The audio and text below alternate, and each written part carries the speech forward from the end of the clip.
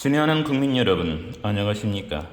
오늘은 김선미 전도사님의 신앙간증을 듣기로 하겠습니다.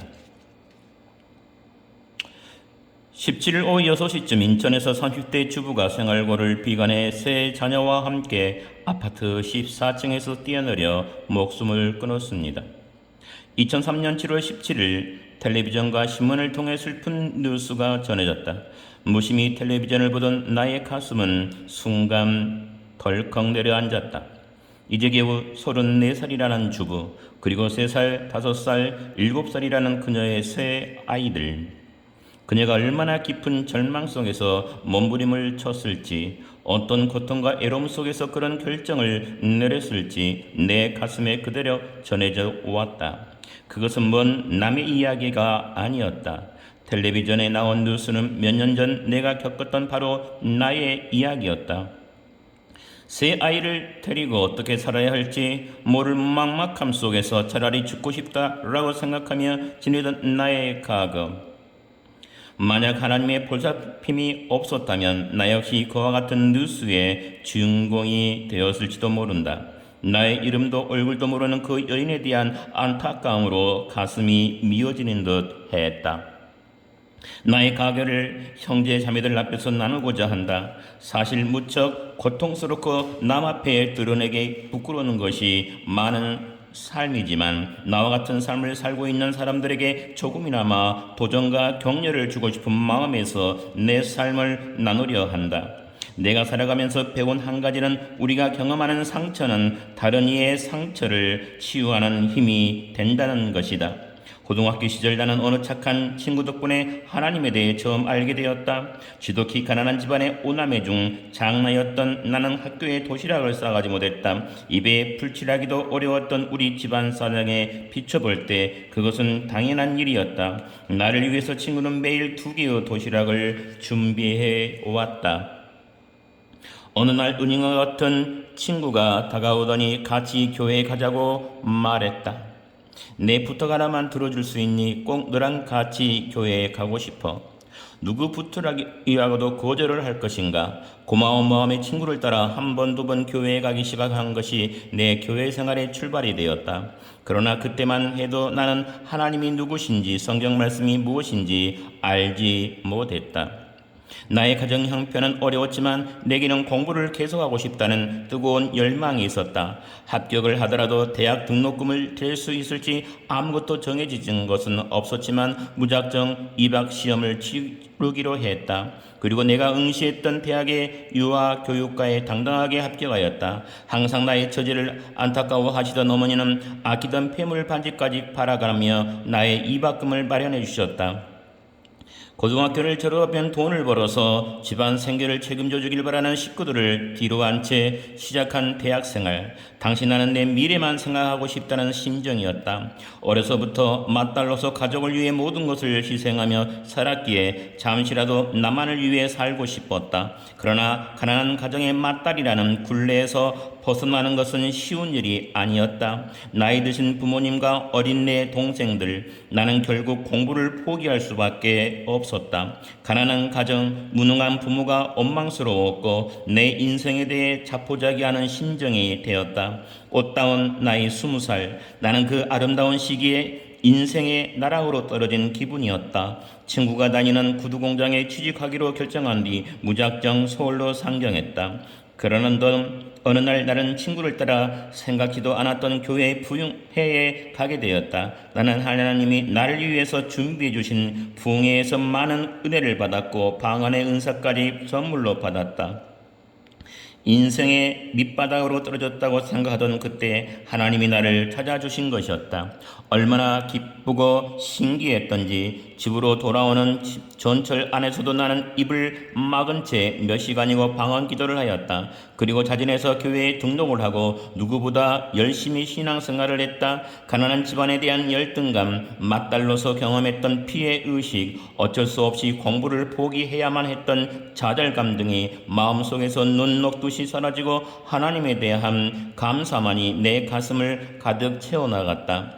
믿음 생활을 시작하고 나서 처음으로 닥친 시련은 믿지 않는 가족 사이에서 생기는 갈등이었다.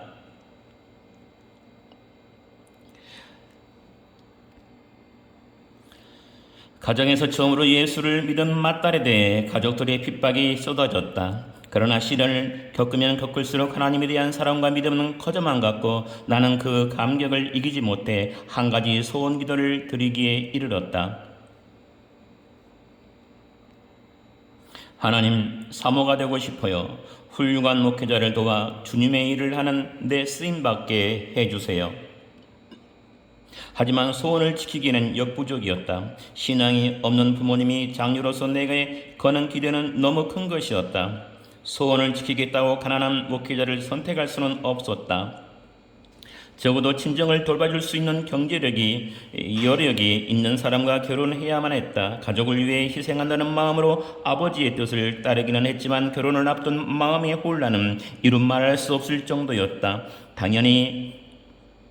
당연한 결론이었겠지만 옳지 않는 결혼이 행복할 리가 없었다. 시어머니는 미신을 믿고 전보는 것을 즐기는 분이셨다. 남편의 사업이 안 되거나 집안일이 안 될 때마다 모든 게 예수 믿는 며느리가 들어와서 그런 것이라며 나를 비난하기 시작하셨다.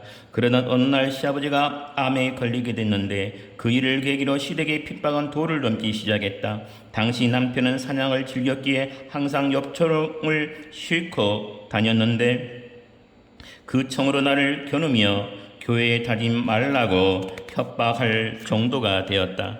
결국 나는 임신 8개월의 몸으로 강제 이혼을 당하기에 이르렀다. 출산을 코앞에 둔 상태에서 빈몸으로 쫓겨났을 때 받았던 상처와 스트레스는 이루 다 말할 수 없었다. 지독한 스트레스를 받으며 제대로 먹지도 못하는 가운데 아이를 출산했고 내게는 따뜻한 미역국 한 그릇 끊어줄 사람도 없었다. 나의 건강한 날로 악화되어 갔다. 엎친 데 덮친 격으로 산후조리도 제대로 하지 못한 내게 폐결핵 3기라는 진단이 내려졌다. 하나님을 믿는다는 이유 하나만으로 꽃다운 26 나이에 핍박을 받고 이혼자가 된 내 신세, 너무 지쳐서 누구를 원망조차 할 수 없었던 그 시절 머릿속에는 한 가지 생각밖에 떠오르지 않았다. 사모가 되겠다는 소원을 지키지 않아서 이렇게 되었구나. 하나님께 원망하는 마음은 생기지도 않았다. 하나님, 저 좀 빨리 데려가 주세요. 다만 자포자기하는 기도만이 내 입에서 흘러나올 뿐이었다.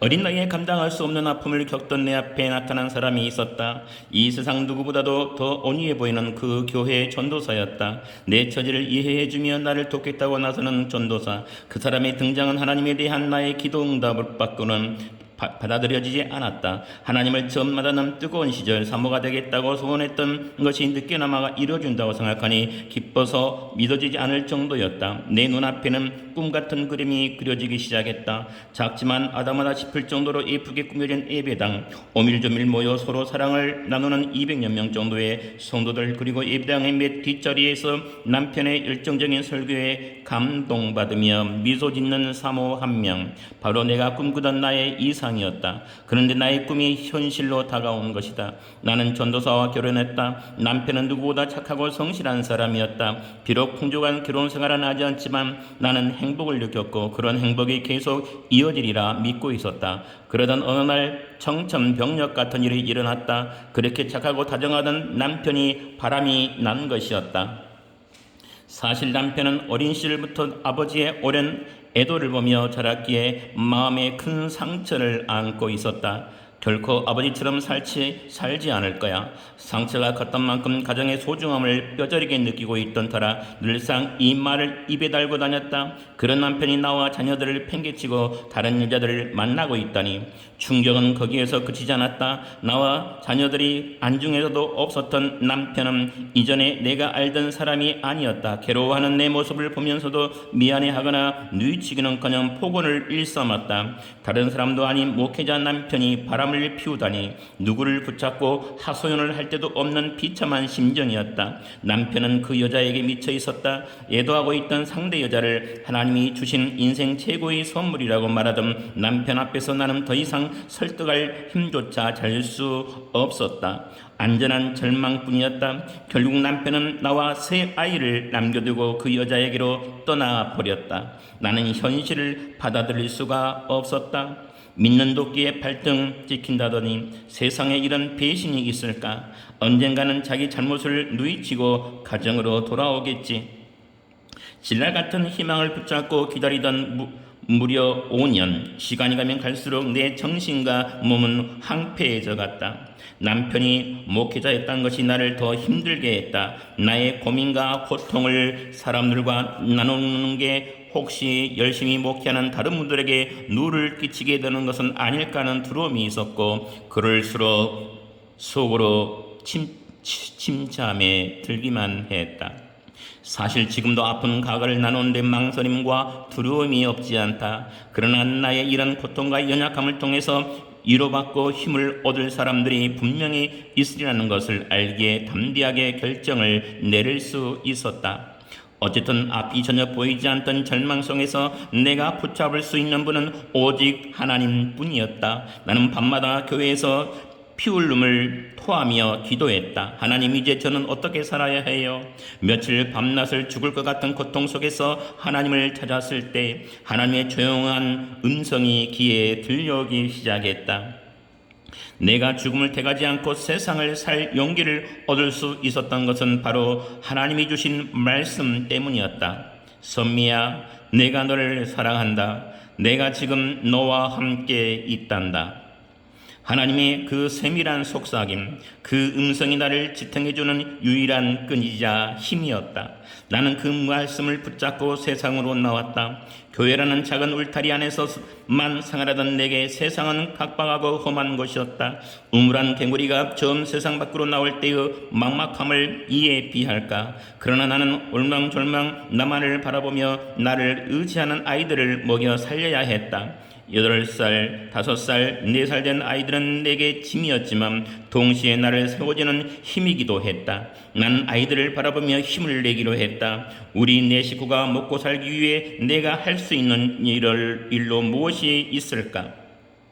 생계를 위해서는 돈밥 찬밥 가릴 처지가 아니었다. 고민 끝에 내가 처음 시작한 일은 떡볶이 장사였다. 다른 건 몰라도 집에서 요리는 해봤기에 먹는 장사라면 해볼 수 있을 것 같았다. 그러나 젊은 여자 혼자서 어린 아이들을 데리고 장사를 한다는 것은 결코 쉬운 일이 아니었다. 도대체 무슨 사연이 있는 여자야?